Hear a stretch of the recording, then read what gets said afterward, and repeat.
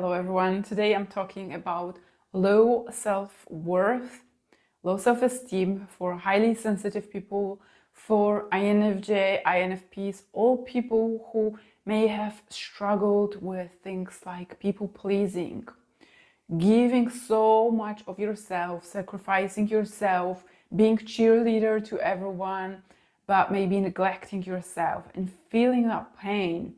But you just can't do otherwise. There's something in you that feels like you don't matter, right? They matter, they have to feel good, but it's not about you. You cannot prioritize your emotions, you cannot prioritize your desires.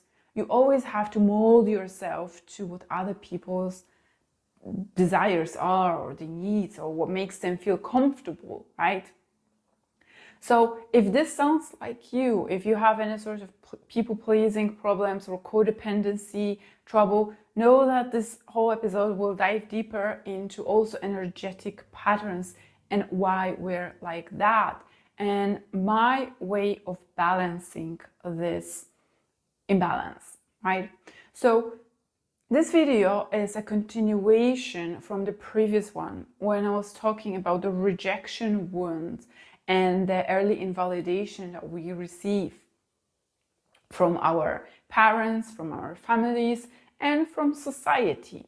And I want to weave it into here because the series is leading to the free class that I will be offering in December about healing relational dynamics. So it's all interlinked. Now, the early invalidations and the ways people treat us, they really give us a sort of indication how they value us. And then we internalize this in our minds and in our bodies. And then this is how we behave. We can't behave otherwise because we've already absorbed all these views in us and they become part of our psyche. Now, why this is happening? Why do we have such a low sense of worth? Basically, highly sensitive people, INFJs, INFPs, are really in tune with the intangible realms. You might be creative, you might be intuitive, even if you can't really use that intuition, but when you walk into a room and you kind of sense a sort of intensity that that is speaking of some meaning. This is intuition. Or when you meet a friend and they're talking and acting like everything is normal, but you immediately know, come on, just give it up because I know something is wrong. I just can't tell immediately that you're not telling me all truth, right? So all these kind of things are just completely normal for most of us. Not to mention other intuitive gifts or psychic gifts or creativity, being able to draw from inspiration, from the intangible, and move it through our bodies and create something tangible for others to see, right? So all these things that are normal for us are not normal for majority of people.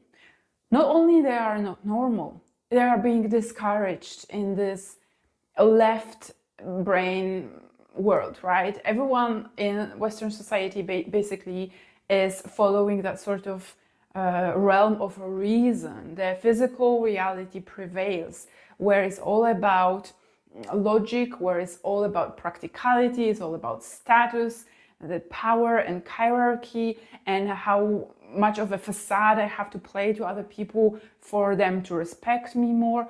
All these kind of things is how the majority of the world operates.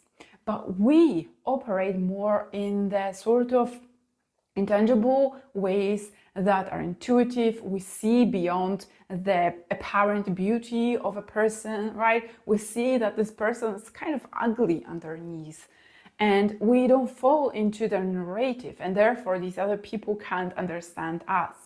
And if they cannot understand us, and if for the entire society, creativity, intuition, emotionality, and these intangible things are of less value, they indicate this to us throughout entire life. let's take an example in educational system. For example, even children that are left-handed, which is connected to the right hemisphere, which is connected to that abstract realm, to their creativity, to being that sort of intuitive person, left-handedness is highly discouraged, is being pathologized, just like arts are being pathologized and sort of downgraded. So if there are any cuts in the budget of school or some organization, the first things that usually go are arts, poetry, ethics, philosophy, and stuff like that. These seem unimportant. They seem like they don't matter. But we operate and we thrive in these things. We like to play around with these different intangible ideas. We like to think about abstracts, and we understand poetry, and this is what constitutes us. So if we are constantly being invalidated, like I talked in the previous video talking about rejection wound, and we constantly being given the indication that these things are completely out of value, like people don't value them unless, you know, they pay a lot of money for the painting and they believe that it will bring them investment back or create even further return of that investment, right? So this is the way that most people are interested in art, only if that will give them more money or more status, right? Whereas for us, it's our heart and it's our blood and sweat and it's our soul that is being poured to this. So if people indicate to us from early childhood that these things are of low value, then we seem of low value to them. And this is being all the time repeated in the ways that our society ridicules sensitive people, that it puts down creative people, and it kind of downplays all this sort of dimension of creativity slash abstract and philosophy and poetry as something less than. So no wonder that we start seeing ourselves as less than, right? So we start seeing that we are of low worth to anyone. And it's impossible for us to see ourselves as anything different than, you know, the things that we've absorbed from our early conditioning, from our families and all these years, that we were literally creating our personality amongst these people. So this is one reason. This is one big reason why the self-worth is really so prevailing amongst highly sensitive people. Another reason is because we're sensitive, because we are highly receptive, we are highly in tune, we feel these things that people don't feel. We feel people's emotions from early childhood, and we might know what to do to please mommy and daddy.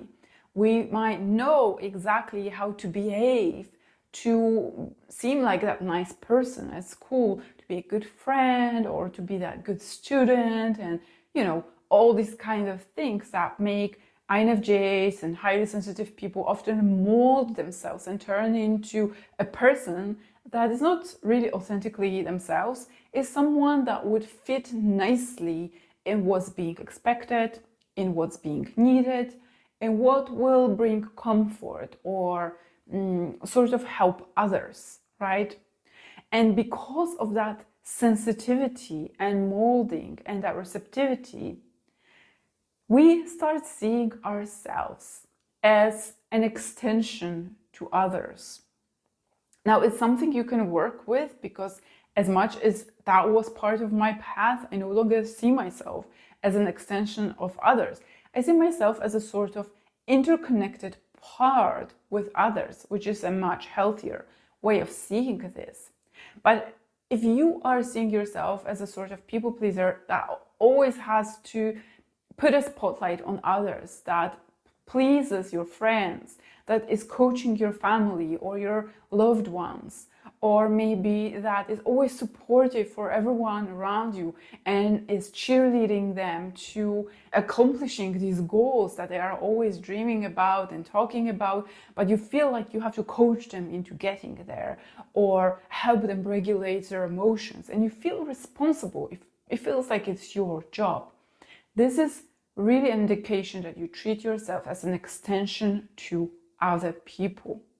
Unfortunately, highly sensitive people, in the way they mold themselves, it indicates to everyone, and they can sense it, everyone can sense it, that they are radiating that low self-worth that is being seen through people-pleasing, through over-giving, through making sure everyone is comfortable, through all the time asking, how are you feeling, how are you doing, and just constantly being on vigilant, making sure that people are pleased, that it's okay, that the job is complete for now, right?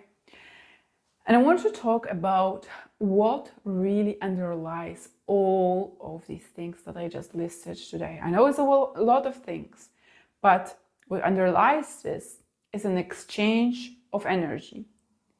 Exchange of energy that is unequal between people. As a highly sensitive people, you will have that open sort of system. You are open to everyone.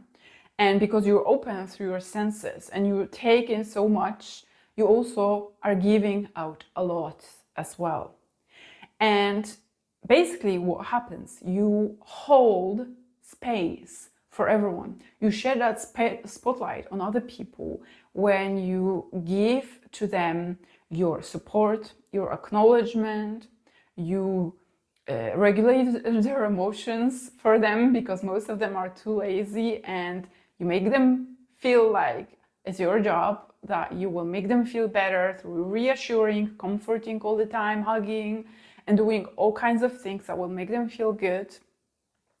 You are giving yourself away. You are giving your energy away.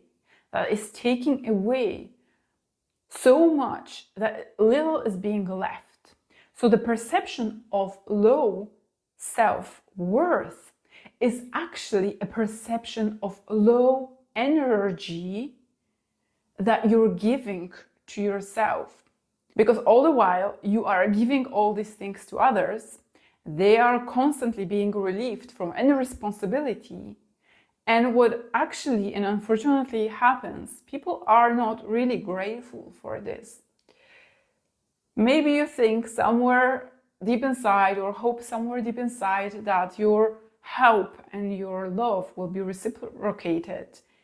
It hardly ever is. And when it is, it's probably of a very low value.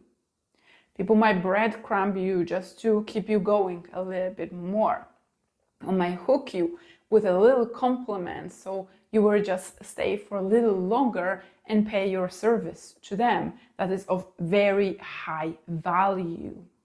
So it's all about the value of the exchange of energy that you're giving and receiving with other people. So the way to rebalance this is to put that spotlight on ourselves, to hold that space for ourselves, to be choosing yourself, to prioritize yourself when you're making different choices, small and big choices that prioritize your energy, such as social energy, how much you can give attention to that person. You can choose these things. You don't have to give so much attention. You don't have to help everyone deal with their problems. You don't have to, be that cheerleader for everyone, right? And you can hold more of that energy for yourself. And as you do over time, you will see that your sense of worth will grow. It's something that's happened to me. It's something that happens to other people I've worked with. And it's something that can happen to you if only you choose to work with that exchange of energy. And I will be talking much more about this and other topics related to what I see as the path for healing relational wounds for highly sensitive people in the free class that I will be offering in early December. This is going to happen on the first Saturday of December for all my newsletter subscribers. And if you are not on my list just yet, I really encourage you to get and subscribe from the link in the description of this episode so that you can get notified about the details and get an invitation link to participate. You can also ask me any sort of questions regarding to the continuing of my series that I'm talking about that is leading up to this call, but also your questions can be answered on the free class itself, where I can go deeper and help you with a more personalized approach to whatever you're going through. So I really invite you to take part in this. It's really no cost, so you are not risking anything. You can just learn more about healing relational wounds for yourself as a highly sensitive person. Okay, so I hope that was useful. I hope you got a little bit more perspective on your sense of worth and how to rebalance it, how to increase it. And for now, that's it. Thank you for listening, and I will talk to you soon.